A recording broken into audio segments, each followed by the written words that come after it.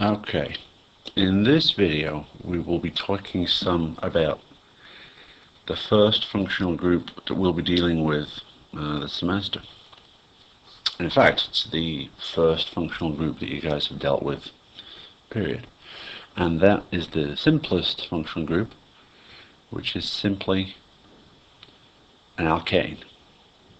So how many carbons do we have in this alkane here? Well, hopefully you'd say 1, 2, 3, 4, 5, 6. All right, six carbons there. C6. Now, how many hydrogens are there here? Well, if you remember, CH3 is the end of a line. CH2 is the midpoint of two lines. So 3, 5, 7, 9, 11, 14. Okay. Now it turns out that whenever you have an alkane, there is, rather than counting your hydrogens up, there is a formula that you can use to figure out how many hydrogens you'll have for a specific number of carbons. Because if you had, say, 12 carbons in your molecule, you wouldn't just want to go around and count up every single hydrogen, because that would take a while. That formula is actually very simple. CnH2n plus 2. So in other words, if you have 12 hydrogens, you'll have twice as many plus 2 hydrogens. Oh, sorry, if you have 12 carbons, you'll have twice as many hydrogens plus 2. So therefore, C12H26. Okay? Now, this carbon here, this carbon chain is a straight chain. In other words, there aren't any branches coming off here. But C6H14, there's actually more than one way that you could potentially arrange 6 carbons and 14 hydrogens. So if a question was to ask you what different constitutional isomers could you draw for a molecule with this molecular formula, how would you do that? Well, it's really rather simple, and what you do is start off with varying the length of the longest carbon chain, the so-called parent chain. Okay, in C6H14 this is the parent chain because it's the only one. But if I was to say, well, what if I don't have a 6 carbon chain as my parent chain? What if I have, say, for example, a 5 carbon chain? So let's draw out a 5 carbon chain. Now there are 5 carbons there, and the idea is, well, can I come up with a structure that contains one more carbon that doesn't look like this? Obviously I can't put the extra carbon on each end, otherwise I'd have the same thing. But what if I put a carbon here? This and this are clearly different. They both have the same formula. And what if I was to do this? Can you see compounds 1 and 2 here exactly the same? Well, the answer is no, they're not. They both have 5 carbons in the longest chain, but the extra methyl group is not in the same place. But there's still the things you can do. Well, what if you say, well, what if I have 4 carbons as my longest chain, for example, and I want to add 2 more? Well, I could do something like this. That, again, is different to these. But what if I was to do this, for example? Again, these are different to everything else that we have drawn here. Now this takes a little bit of practice to get used to, because what you'll do the first few times is draw a couple of structures and you won't realize that you've drawn the same thing twice, because in many cases you do. So you just want to make sure that you get some experience of drawing different constitutional isomers out that actually are in fact different. Now all these have the same formula, the same molecular formula, but are they all the same thing? Well, you can tell by their structure that obviously they're not. They're all different. And so if they're all different, they all have different properties and things like that, and thus they should also have separate names. And in fact they do. It turns out there is a relatively simple naming system for organic compounds that has its basics in naming alkanes, and that's one of the things that we're going to look at. But before we do that, I want us to look at something in terms of different types of carbons. Now, we've looked at this a little bit before, but I want us to look at something called, we're going to be comparing primary, secondary, tertiary, and so-called quaternary carbons. Now, we haven't seen this definition before, but basically, if we want to say, if I want to locate, for example, in this molecule, a primary carbon is defined as a carbon that's bonded to only one other carbon. So if we had 1, 2, 3, well, let me just number these out here. 1, 2, 3, 4, 5, and 6. And I was to say, how many primary carbons do we have in this molecule? Well, you'd say, okay, well, how many carbons are only bound to one other? And you would say, well, hopefully, carbon 1 and carbon 6. Okay? Because carbons 5, 4, 3, and 2 are all bound to two other carbons. Now, let's go down to this structure here. How many primary carbons can you see here? Again, carbons that are bounded to only one other carbon. Well, we have this one. What about this one? No, that's not. A carbon bound to two other carbons is, as you would imagine, a secondary carbon. A carbon bound to three other carbons, tertiary carbon. Carbon bound to four other carbons is quaternary carbon. So, primary carbons, we have this one and this one. And when we'll go down to our other structures, primary, primary, primary, primary. I'm just going to draw all these circles around here. La-di-da-di-da. You talk amongst yourselves for a minute whilst I circle all these primary carbons here. Basically what we're saying here is a primary carbon is usually a methyl group, but it's not always the case. Alright, that's primary done, represented by circles. Secondary carbons then, let's represent those by triangles. Okay, when we look in this carbon here, or in this molecule here, how many secondary carbons do you see? Well, the fact is that all the rest are secondary carbons, because each of these carbons 2 through 5 is bound to two others. Now what about in molecule 1 here? We have 3 carbons we haven't currently identified. Are any of those secondary carbons? Well, the fact is that this one is, and so is this one. What sort of carbon is this one? Well, this one isn't bound to 2 carbons, it's bound to 3. This one is a tertiary carbon. Okay, let's look at molecule number 2 here. We have secondary, secondary, tertiary.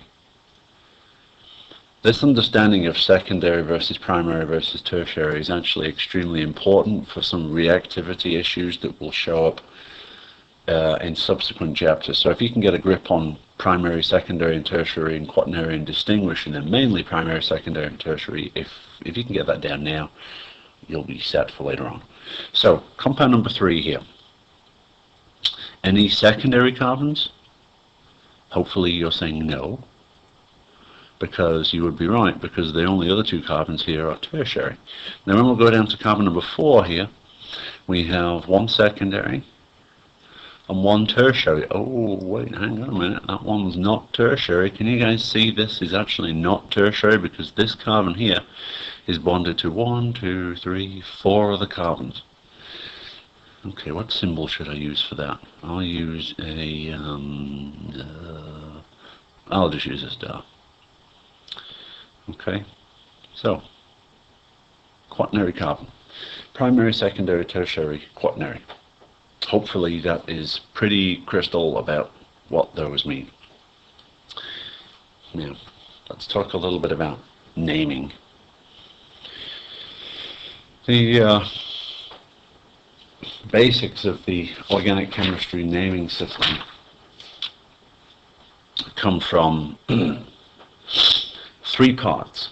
Okay, there is the main root of the name, which is called the parent name. If you remember before, I was talking about something called the parent chain. Well, in any molecule there is the parent chain, which is the longest carbon chain. And there are certain names assigned to carbon chains of specific lengths that we'll go through, and these are things you'll have to put to your memory. And certain parts of the name, depending on what molecule it is you're talking about, will be added as a suffix. And this usually refers to what the functional group is. For example, is it an alcohol? Is it an aldehyde? Is it an alkene? Is it an alkyne? Is it a nitrile? Is it an amine? And with very few exceptions, that part of the name goes at the end. And then there is the other part, which is the prefix. And this is the part that tells you what substituents do I have? Okay, what substituents do I have? For example, do I have methyl groups, ethyl groups, that sort of thing? How many do I have? Where are they? That sort of thing. So, how about we just go through a couple of examples? All right. Let's move on to a new page. Let's just take some of the structures that we had on the other page. Okay, so I'm just going to draw these out again. And so we have this, and then the other one we had was this. Now, if we just follow our naming convention here, prefix, parent, suffix, the first thing we do, always the first thing, is to ask yourselves, what is the parent chain? What is the longest carbon chain that I can draw or that I can count in the molecule that I'm being asked to name? And so here it's actually not much of a stretch. It's 1, 2, 3, 4, 5, and 6. Okay. And from what you've seen in the textbook, as I previously mentioned, there is a naming convention for carbon chains of particular lengths, and it turns out that the root part of the name for 6 carbons is hex. Okay. We are dealing with alkanes here, so the suffix part of the name is ane for alkane, hence hexane. Okay. The only other thing that we have on here is hydrogens, because this name takes into account the 6 carbons, so we don't actually have to add anything else to this name. That is complete. Now when we go down here though, we ask ourselves, well, what is our longest carbon chain? And I'm hoping you can see it isn't 6 anymore. We could count 1, 2, 3, 4, 5, or we could count 1, 2, 3, 4, 5. Whichever way we count, we get a longest carbon chain of 5. But then we have the question, well, do I number from the left or do I number from the right? And the simple rule is, you want your substituent to have the lowest number possible, so you number from whichever side gives it that lowest number. So therefore we can number 1, 2, 3, 4, or we can number 1, 2, 3, 4, 5. So therefore we number, in this case, we number from the left. Sorry, I guess I have to get my left and right figured out. We number from the right. So, the name of a 5 carbon chain, that's going to be our parent name, with ane as our suffix, it's going to be pentane. But that is not complete, because we have a substituent. So there's going to have to be something of a prefix. So then we have to ask, what substituent do we have, and where is it? Well, first off, this is our substituent, a 1 carbon substituent. Okay. Now, a 1 carbon chain, you guys know as methane. Okay. But the issue is, we are not naming it as a carbon chain here, we're naming it as a substituent. Alright. So there's a slight difference between when we name something as a chain and when we name it as a substituent. Methane for a 1-carbon chain, methyl for a 1-carbon substituent. Subtle difference, but extremely important. So in other words, going from a chain name to a substituent name, we lop off A and E and stick YL on the end. So what that means is methylpentane. But we're not complete yet, because we need to know exactly where the methyl group is, and it's on carbon number 2. 2-methylpentane. The ruling convention tells us that we need a way to separate between numbers, between positions and names. We use a hyphen. What if we were to go down here? I'm not going to go through the same thing, but I'm hoping you guys can see this is actually very close to the structure that we just drew. It's still methylpentane, but it's not the same because the methyl group is in a different place. This is actually 3-methylpentane, and notice in this case it doesn't matter which way we number from, either from the left or the right, we get the same answer. Now, what if we do this? Again, in this case it doesn't matter which way we number, left or right, so I'm just going to number from the left. What's the name of a 4-carbon chain? Well, that's butane, not butane, butane, as in the stuff in cigarette lighters for those of you that smoke, or those of you that don't. Now, what are our substituents here? Well, they're 1-carbon substituents, same as they were here and here, which means they're still methyl groups, but the difference is here we had 1 substituent, here we had 1, here we have 2. And whenever we have 2 of something, we have to use a prefix in the name to tell us, I understand there are 2 of these. And that prefix is di. And literally that prefix goes before the name of the substituent. Alright? So basically what we have here is, if I can spell this, okay, dimethylbutane.